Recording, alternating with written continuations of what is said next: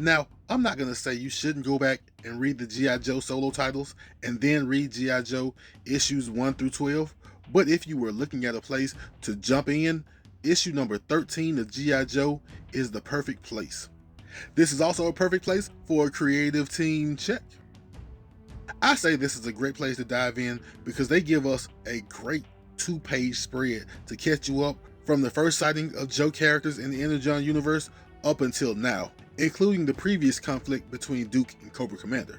But the book starts off proper with this doctor who's been making this Energon offshoot, this bootleg Energon almost, for Cobra Commander. But he tells Cobra Commander he's running out of raw materials and he can't do it anymore. In fact, he knows what his fate is after he runs out of usefulness, and he's just ready for Cobra Commander to get it over with.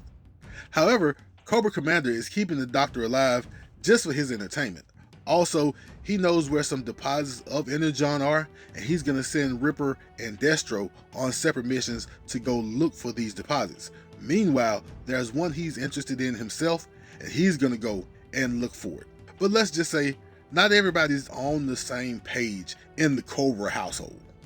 Elsewhere, Duke gets a call from Hound, basically talking about the same energy spike that Cobra Commander is looking into.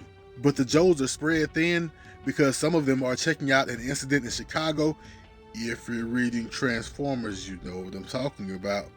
So they want Duke to go and investigate this energy spike. Now, I don't want to give away too much else, but let's just say this energy spike looks different from the other Energon for a reason. Again, everything's not all good in the neighborhood. And while Cobra Commander survived that initial attack, let's just say he's met a new friend, who's an old friend, who's going to have to be a good friend if everybody's going to survive today. Because as the cover says, the Dreadnought War is on. And that was the quick lowdown and dirty on G.I. Joe issue number 13. Like I usually do, I left out a few things, I left some meat on the bone, and there's a stinger at the end you don't want to miss. Check out G.I. Joe issue number 13.